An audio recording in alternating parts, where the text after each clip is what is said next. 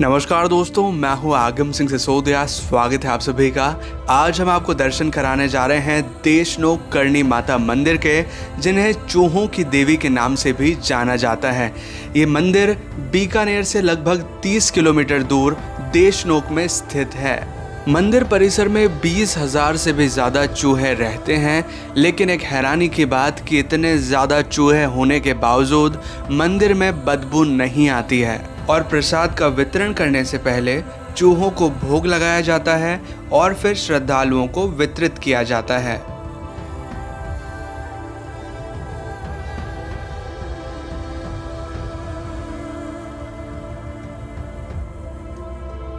करणी माता मंदिर के पीछे एक इंटरेस्टिंग स्टोरी है, एक इंटरेस्टिंग इतिहास है, जो कुछ ही देर में हम आपके समक्ष प्रस्तुत करेंगे। लेकिन इससे पहले हम आपको दर्शन कराना चाहेंगे करणी माता के। और अभी जो ये दृश्य आप देख रहे हैं, ये लाइव आरती का दृश्य है। जब सुबह आरती होती है करणी माता की, तो उस दौरान का दृश्य है, जो कि अभी आप देख सकते हैं।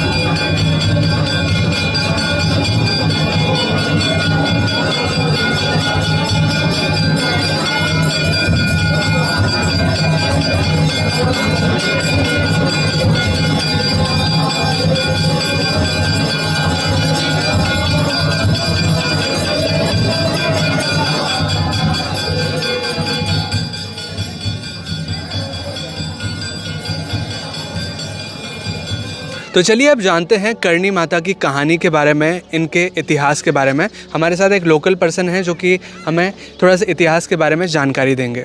नमस्ते सर। नमस्ते। जय करणी माता। जय करणी माता। करणी माता का गांव है सुआप, जोधपुर जिले में जी। करणी माता का जन्म सुआप में हुआ था। करणी माता के जो पिताजी थे, उनका नाम मेहो जी है। उनके मतलब क्या है, पहले कोई भी औलाद नहीं थी, तो करणी माता के पिताजी है वो पाकिस्तान के अंदर अपने माता का मंदिर पड़ता है जी। वो वहाँ पे गए, वहाँ पे जाके प्रार्थना की उनको कि मेरे कोई औलाद नहीं है। तो इंगलाज माता ने उनको वरदान दिया कि मैं आपके पत्नी के पेट से जन्म लूँगी। तो ये करणी माता है जो इंगलाज माता का रूप है। ठीक है। इनका जन्म सुआप में हुआ था। ठीक है। फिर इनकी माता जी की शादी कर दी गई। अच्छा। ये हमारे से 40 किलोमीटर साटी का गांव पड़ता है। यहाँ से देशनोक से साटी का गांव 40 किलोमीटर पड़ता है। वहाँ पे इनकी शादी कर दी गई।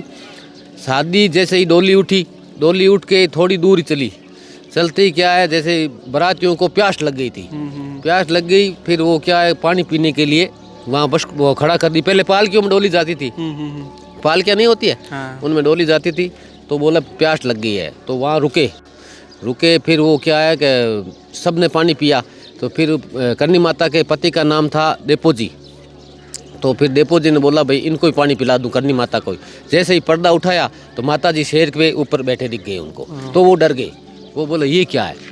तो क्या, मैं तो एक देवी हूँ, मेरी बहन गुलाब बाई है, उनसे आप शादी कर लो। तो माता जी ने क्या है, अपने पिताजी को बोला कि गुलाब की शादी इनसे करवाओ, डेपो जी से। मैं तो एक देवी हूँ, मैं तो ध्यान अवस्था में हूँ। तो फिर क्या है, उनकी शादी करवा दी। उनकी शादी के बाद उनके 4 लड़के हो गए। ये देशनोक गांव। किनके लड़के हुए? करणी माता की बहन गुलाब बाई, उनके 4 लड़के हुए, जो माता जी अपने ही पुत्र मानते हैं। अच्छा, अपने पुत्र मानते हैं। फिर माता जी क्या है, साटी का अपने ससुराल छोड़ के यहाँ देशनोक आ गए। अच्छा। यहाँ ये नेड़ी जी मंदिर है। पहले ये छोटा सी की एकदम झूंपड़ियाँ कर ली माता जी ने। यहाँ गायें चराते थे। ये 36 किलोमीटर में जंगल है पूरा। अच्छा। फिर माता जी यहाँ बैठ गए, गायें चराने लग गए। ये हमारे से 9-10 किलोमीटर जांगलू गांव पड़ता है। ये उसका पूरा राजा का जंगल था। अच्छा। तो फिर राजा का नाम था कानजी सांकला। तो माता जी की गायें देख के राजा के सैनिक ने देखा ये कौन है, ये अपने घोड़े चल रहे हैं, ये गायें कौन लेके आ गया। तो वो आके बोले ए डोकरी खड़ी हुई यहाँ से ले जा गायें, ये क्या कर रही है? तो बोले बेटा गायें चल रही, इतना बड़ा जंगल है। के नहीं। तो उन सैनिकों के मुंह है जो लोमड़ी के बना दिए। अच्छा। माता जी ने। फिर वो सैनिक वहाँ गए। तो राजा बोला आप कौन हो? कि हम आपके ही सैनिक हैं। तो क्या ये कि एक डोकरी आई हुई है गायें लेके, उन्होंने हमारे मुँह ऐसे कर दिए। तो राजा बोला चलो। फिर वो राजा यहाँ पे आया, ये नेडी जी का स्थान है ना, यहाँ पे आया। वो यहाँ पे आया, बोला ए डोकरी जा यहाँ से। माता जी बोले ऐसा मत करो, गायें चल रही है। जन के नहीं जा तो ठीक है कि मेरी ये माता जी की एक सेवा की पेटी थी। माता जी खुद मतलब क्या है, आवड़ माता की सेवा करते थे। आवड़ माता की सेवा करते थे। उनको तेमड़ा राय भी बोलते हैं, आवड़ माता भी बोलते हैं। तो बोला ये जो बक्सा है ये मेरा बैलगाड़ी पे रख दो, मैं चली जाऊंगी। तो सैनिकों को बोला ये बक्सा उठाओ, बैलगाड़ी पे रखो। सैनिक जैसे ही बक्से का हाथ लगा था, बक्सा कैसे उठे? वो तो माता जी की शक्ति थी उसमें। तो राजा ने हाथी लगा दिए, हाथी से ही मतलब घींच ले उनको, लेकिन हाथियों से ही नहीं घींचा गया। राजा खुद राजा से भी नहीं उठा। तो बोला तो आप ऐसे है तो आप मेरी मौत बताओ। तो कह मौत मत मांगो बेटी, वरदान मांगो। कि नहीं नहीं मेरी मौत बताओ। तो कह जा तू 2 महीनों में मर जाएगा। जन कह नहीं नहीं 2 महीनों में राजा हूँ, युद्ध में मर जाऊँ, आपकी बात रह जाए, अभी बताओ। तो फिर माता जी ने एक त्रिशूल से रेखा खींची, ये रेखा पार करो आप। जैसे ही वो घोड़ा रेखा एक कदम भी आगे बढ़ाया, वही माता जी ने शेर बन के उनको ख़त्म कर दिया यहीं। अच्छा। उनका नाम था कान्जी। कान्जी। उनकी जो कान्जी की माता थी, वो माता जी की बहुत बड़ी मतलब सेवा करती थी, माता जी को मानती थी। उनको पता चला तो वो आए भाग के, कहे माँ ये मेरा लड़का है। तो क्या अब क्या कर सकते हैं? तो कहे नहीं नहीं माँ ऐसा मत कर। तो ठीक है मैं इसको एक बार जीवन दान दे सकती हूँ। तो माता जी ने राजा को वापस जीवा दिया। बोला आप सीधे चले जाओ, पीछे मुड़ के मत देखना। तो राजा ने जाते ही थोड़ी दूर जाते ही पीछे देख लिया, पीछे देखते ही राजा वही वापस खत्म हो गया। आज वो राजा है जो भौमी जी के रूप में है। अच्छा। वो भौमी जी के रूप में है, कान्जी भौमी जी। हाँ। जहाँ ये देशनोक वालों की जात भी लगती है शादी के, जो शादी करके जाते हैं ना। तो माता जी ने बोला भाई जो मेरे को मानेगा वो आपके लड़के को भी मानेगा। हाँ। माता जी का जो एक छोटा लड़का था, हाँ। लाखन, हाँ। यहाँ हमारे से 50 किलोमीटर कोलायत गाँव पड़ता है। हाँ। वहाँ कोई मेला लगा हुआ था। हाँ। वहाँ गया था तो वो क्या तालाब के अंदर डूब गया था। हाँ। कोलायत में क्या कपिल मुनि का स्थान है, कपिल मुनि है उनका स्थान है। तो वो डूब गया, माता जी को पता चला, माता जी भाग के गए वहाँ। कपिल मुनि को बोला मेरे बच्चे को जीवन दान दो। उनके कपिल मुनि ने बोला मरे हुए नहीं जीते हैं।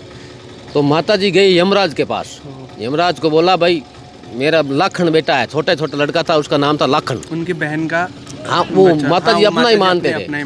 बोले मेरे लाखन को जीवन दान दो। तो वो यमराज बोला यहाँ आए हुए कभी कोई जाते ही नहीं है। तो क्या आज तक कोई माँ पीछे आई थी क्या लेने? पहली माँ हूँ मैं, पीछे आई हूँ। तो क्या ठीक है ले जाओ, लेकिन आज के बाद आपके लड़कों को यहाँ जगह नहीं है। क्या मेरे लड़के यहाँ आएंगे ही नहीं।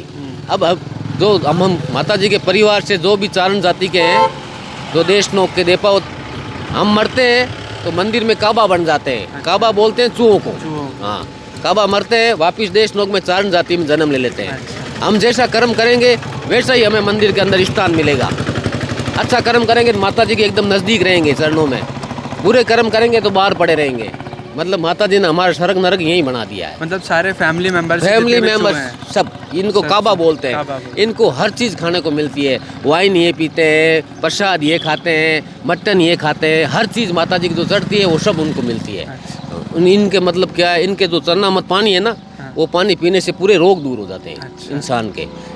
यहाँ अपने चित्तौड़गढ़ का एक रायका है, उसको मतलब क्या है कोई डॉक्टरों ने उत्तर दे दिया था, वो क्या अब ले जाओ इसको। तो उसकी माँ को सिर्फ चूहे ही दिखे थे सपने में। तो उन्होंने पता किया भाई चूहों वाला मंदिर कौन सा है। तो पता चला कि देशनोक के पास बीकानेर जिले में देशनोक गांव पड़ता है, वहाँ है। तो उसकी माता जी क्या है, हमारे मंदिर वो मंदिर है ना, उस मंदिर के जस्ट सामने एक धर्मशाला है, करनी धर्मशाला, वहाँ पे लाके उसको लेटा दिया। फिर पता किया भाई यही है मंदिर। तो भी अंदर लेके गए, 10 दिन में तो वो मतलब एकदम तैयार। आज वो इतना भगत है कि हर नवरात्रों में पैदल आता है चित्तौड़ से। माता जी के बहुत पड़ते हैं साहब, आज भी मतलब साक्षात है ये। आप कोई भी चीज़ है तो आप मांगो, पूरी है एकदम बिल्कुल। और हमें देशनोक वालों को सबको माता जी ने रोटी दे रखी है। जी। ये पूरा 36 किलोमीटर में जंगल है, ठीक है। कार्ती उतरती 14 को बहुत बड़ी परिक्रमा लगती है, कम से कम 15 लाख आदमी आते हैं। 36 किलोमीटर की परिक्रमा है माता जी की। ये माता जी का इतिहास है साहब। जय करनी माता, जय करनी माता, जय करनी।